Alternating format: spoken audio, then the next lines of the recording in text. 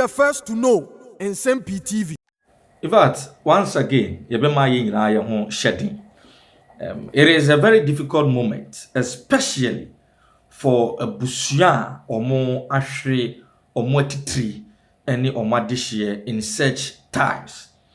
So our heartfelt condolence echo edema Dr. Edward Omanebuama Ebusuya, Alhaji Dr. Ibrahim Mutala Muhammad Ebusuya, Alhaji Muniru Muhammad Ebusuya, Dr. Samuel Sapon Ebusuya, Mr. Samuel Abwaji Ebusuya, Squadron Leader Peter Anala Ebusuya, Flying Officer Manen Chum Ampedu Ebusuya, Sergeant Ernest Adu Ebusuya, we eye nipa mako nwotwe enra yanti asemte na because of a plane crash omo ehwe womo nkwa in the line of duty.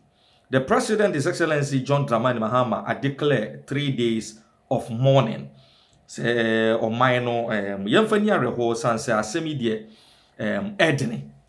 But one thing in fact dear say nyina no many age wo ho ne say the usual Ghanaian perspective say nyame na de ma nyame na agi enti yenya bibia ma ne nka no. It looks as if we said there a see enra no there we've not attached this perspective to it because obia a person will try na ye hwe go into details and nyoma anko ye so that we will be able to sit down as a nation and rectify these situations because it is high time it was say as on mind ye trust na ye devil deep na ye hunu and nyoma bia anko ye na going forward no ye repeat these mistakes. Now interestingly Sadiq Adams of Angel FM Accra anopay wabye an enormous investigation into that particular aircraft. Now you'll be shocked. You'll be amazed as to the kind of information Sadiq Adams did buy with regards to aircraft no. Enra ama oyoni atuomei. First of all, me board you already actually about menti won kakranche. First of all, Sadiq Adams my you say company responsible for the manufacturing of this aircraft, you're from Harbin Aircraft Limited in China. A very big aviation industry. You're all forms of aircraft. But according to Sadiq Adams, company no. In fact, I declare say, aircraft the cheapest of it. The boy for pound and sophisticated. She nim ebi eno my Ghana ye koto ye nra anwa yo ndi ato ye na areho sema ho ne say ye to mako 9 4 of those aircraft na 14 countries per eno since some year that aircraft no matter be 14 countries per na areho sema say die chiri ne say out of these 14 countries ni mo mako nsia are record similar crashes in addition to the no Ghana yes akan this same aircraft. Na countries ne bobo bidia oyamba show Myanmar, Bolivia, Cambodia. And o my Ghana ka ho. Everybody ye to sa aircraft. Why ne di anima ye to this aircraft? E di ensam na manufacturer na catch nipa odi animo still ye force ya to mako 9 miensa aka no way. All this and more revelations. And I say o ka me ho. Yekoti Sadiq Adams Obama of Angel FM. Then you checking ye. Sir, plane ya omotena mu inso no. You say a low cost Chinese made aircrafts. The idea omokobo ho Z9 no. Aha, no ye aircraft and sheda enye aboarding China for na omoye. Na Ghana countries omoto to be no moye 14 e wo wiase. Cameroon, Bolivia, China, Cambodia, Namibia, Equatorial Guinea, Djibouti, and Myanmar, and Zambia. Africa, ne amina, omwakeka no we ne boafu. Almost say said that ni modern technology ni bisa. Aha, ye low cost. Na Ghana Air Force no, ye J4, ye ko ni top 4, Z9 no, EH, ye top 4. Aye, and I ye di free hop. Ye de omoba say Ghana gas, and afi Ghana oil industry no. And only they be protected on say ya no mo de fansuo ne so no mo hwe ye territorial waters no eno nti na mo de buy helicopter no mo commission 23rd September 2015 ene ye ko bia no e wo Bema camp say the 9 aba na nipa 300 ene attend sa ceremony no armed forces for Ghana gas for say ye de buy say ye de be hwe Ghana gas ne oil ne so omo nyina ko bi na helicopters no camping omo ye ne from Harbin aircraft omo China omo na eyeye na omo ye no China ahinkro na omo use for Ghana police enso use na Ghana gas project ne so omo de yes adwuma no na Ghana any national gas company ne Ghana Air Force omo first collaboration omo ye ya omo de koje helicopter enie na said ye kano the purchase was financed through a loan from the China Development Bank omo ne ma ye bosia ye de koje ye aha na deal no includes a part of the helicopters no for operation and maintenance on beba be boye China say o my export 60 Z9 helicopters to other countries around the world 60 and Ghana kwa ye 4 and you say 60 ne ya man na me bobo no bi atoto 44 kra na je say o mo de ko aha the 4 Ghana toy no yes o mo describe no by Chinese ambassador and say the most sophisticated model o mo diaba ne mo ma rehoseme wo mo ne say a low cost now since 2014 I recorded 6 crashes around the world sa a plane since 2014 I recorded 6 crashes around the world Ghana dey so 10% no yes well serious I no can na tie mu nsema say sometimes I want be amudu o ade we dey ne bo for betimi atobe for na dey managing him but 10 years in India a maintenance and then connect me see a mad where crashes and these are the things I say take care of Ghana and me 2 years ago na me bad flights way if you Obama because me for flights in Kumasi kwa misuru but I need to say I am shishian because maintenance in my say yeah was animal be saying people are not doing it and they are waiting for something to happen and so now if your company be akwa say my company say media because we have government officials some offer these flights that they see say man but they won't come out and say they will not question anybody to maintain these things and very sad nyame for mo kran say just hope say Obama is very sad though. Just last week in Kuala Maku 17 team Nsem-Pii and watch bibia nyame ya say wo ma o manyi o madi 10 14 ekwa o mo be hwe say de politics sa o bradi yakopon and social media so na sa de we ho forever social media say de na odaboto imu oyeme papa na ede pan wo famu ne final moment no bana won say ebebo when it you say ebebo form de na wonamu na helicopter so bebo form and the way a chare no we know eh mawu ma chance on a video bia no say no ana say na ba no hu unni bia prefa bia no survive rade mayenhu ye na aka o na ye mfa nyansa entena wiase nyansa kuma mayenyansa akoma mayenhu ye na aka mayenhu ye na aka o na ye mobo nipa nsehwe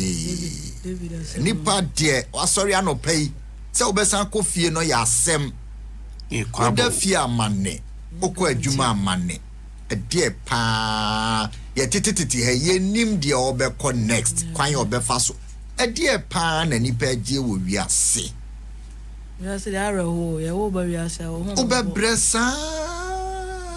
obebresa okoto na wo sori ona sise ba kokra bo pitri sori ye ma ye late amnya ne ntem pressure utumi nidi sa time no crowd mo yeso mo difia no ebi ni breakfast ebi kra ni breakfast amode ammo ni di kra nti okwa akoduru na bia oduru ammepa bibia ma na di wo na enra asema mete no be no ndu opanyi bi frame ote Dr. Manebo amachi oso okwa aba ontena na chi otwen e wo office ote wo obi so ne Dr. Mutala hihye meeting ne be so 3 p.m. oko program no set time na ye 12 na no modi akobo mu no ye hu wo mu no na nko mo kwesi ho be 10 na nko makasa wie 11 na masa fly omo fly omo hihye bibia by 11 de na omo 2 11:30 bi omo 2 12:30 kra omo cha omo akra omo hihye meetings amam 40 office twen omo but just 3 days so doctor money akra ba ko bones man bones man yes tinkene na no so omo mission office no hwe se ne surgery ni ko ekoye na wo so obehwa akra no enti ne life ena ode a sacrifice ama akwada no nipa sunlight omo office enro anopa yes obeba ono abobeba 12:30 de mo ntwen nipa sunlight wo twen omo obi be school fees obi ne wo meeting obi be your contract obi be omo nyina sunlight no 9:10 no ono abose by 12:30 mo nhia me wo office a routine day kwanya omofa so afiri mu no ye de betina ha kan o na edru sa abre ye bi to da na wo se abusua no eno papa na fie omukunu ko adwuma o ma na fie wa ma fie o frɛ na onfa wa hangi na tade obɛhye no wɔkyena se okoko se we kokko wa taxi aduane a obedi na nura anwumre but papa meda fie ba bi oda wan na ho na on na biem because sorry ko wan huni mampo bia because wa ele mami ko ntem nkwanada mi ko abasisi a nkola no so mu ekunyane papa mo anopa no by this time nkola no mu kunyane papa no mo sorry ya na mo fura ba o de ma benyane abegu nchen ya okwa adwuma kra ontumi nko enkrai bi sorry anopa first and they say benyane papa no nim the man here very sad don't say this is the time so nkola so amakwa o enkrai amakwa o mo time no mu share mo papa mo pa mo ba be share mo papa what see her and they will speak the honest truth me say nyoma de nkofo de nyoma hyefom ai nkofo de nyoma hyefom omumu anini nim de ye kan moja wo fom nkofo ye nyoma because of money say na nom ko e galamsey hu adwuma say de na pesa wo ye no nkofo de nyoma hyefom say galamsey fo no my imagine so metu masia omuso be so ai ni wo ho enye simple eye ba e be pie mas physical e be pie mas technical because helicopter no an ye too she say for the first time na you see radar no ayira ye hu intimin track it plane ayira Ghana had just 30 minutes plane ayira ayira how plane ayira just like that Ghana and yes say be 1 hour ni 2 hours bio from Kumasi to Accra 30 minutes 40 minutes no adru enwa kra very surprising nana munti ha Solomon Nyansa semba ko cho no wo eyi che we July 31 say nanu ya July 31 hwe de metro ye ewo me Facebook wo just about 8 days me na watch pepe ni kanisa na watch ni July 31 deboa kenkan de metro ye o say bra Facebook na be hwe ne kenkan na anu na obi wu ya ye kan ho asem no o say dear President JM, where are the voices of condolence? The transport minister's silence is deafening. No word from government or parliament. It's like these 15 lives meant nothing. We need answers and action. The people are hurting and deserve better. And people are likely to die again this week on our roads. We need a proper reset. But sincerely, Nana Kwejo Jantwa. Metro na benadie na mekan. Nana Jantwa say, Medofupa President John Dramani Mahama. Nia echi nipa re no ewo he. O say oswafo ne hwe akwantempon so. Ayedin ase ne yebu nua agu asomo montede ekoso no. O say asem bia mfiri aban mu emae, asem bia mfiri mrahye bedwefie mae. Ase nipa dunum a yahwere wo mo nkwa no. Enye hwe emae. O say yehia muaye. Yehia se ye bibi. O say na nipa ne di yawo enipa ni hia de ye ɔse oh ɛyɛ den a sɛdeɛ no matie nipa bɛsɛ awubiem na wɔtwe ɛwɔ ya kwan so enti ehia si ɛyɛ no ma foforo sɛ bɛyɛ a ɛbɛboa ɔse nana kwadwo gyantoa ɛna ne nsa hyɛ aseɛ nana wasɛm a de kɔɛ no no ɛka sɛ nipa bɛsɛ awu okay ɔse na wɔtwe ɛyɛ den a ɛsɛ likely sɛ nipa bɛsɛ awubiem na wɔtwe yɛmfa ma anyɛ hwee ampa so nana na wɔtwe mi kɔ trade we na makomako wɔtwe ni tie kan sɛ na wɔtwe mu a enipa awu ni yɛ ka bɔ mu a nana ɛnya asɛm ketwa esi ana obi so de ato no sɛ nnura ya nipa enum enso awu enchi asanko highway na nana ɛyɛ arɛhosɛm woka nipa a ewu bɔ mu a ɛde statistics ne kyerɛ sɛ bia nipa 7 a ɛno yɛ deɛ ɔmatimi akan but wo deɛ ɛmfa nnura deɛ yi koraa no ɛdwo so deɛ ɛne wɔn a enchi deɛ yɛ akɔyi kan nana ɛnya asɛm ketwa ebi nso abobo yɛ bi so a esi wɔn so kɔ krahye yɛ nipa no so wɔn ahye so wɔn ayɛ den ɛno so yɛ te na nnura mesi enya yɛ deɛ meka no nta mesi ɔman na yɛ bɔne dodo ɔman na yɛ bɔne dodo mogya wɔ fam dodo nipa yira yɛ ku nipa dodo and it was no concern innocent life are crying we need to pray for forgive and government president bibia we are minister aboto eya but na meka se ne yenka no kure na edin no me say hunhum no enioma nye nipa ewuo moja innocent no yesu nyankopon te nti si ekema e was to the bia e fan kofo is unfortunate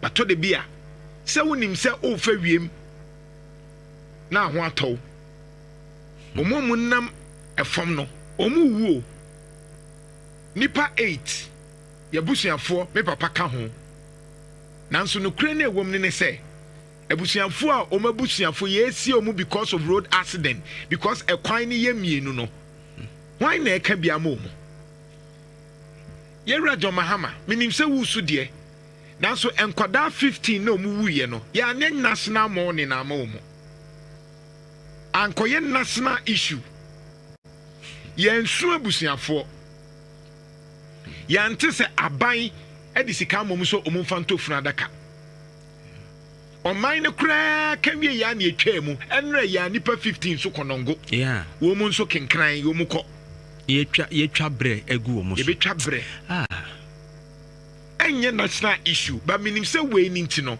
ebia parliament besua de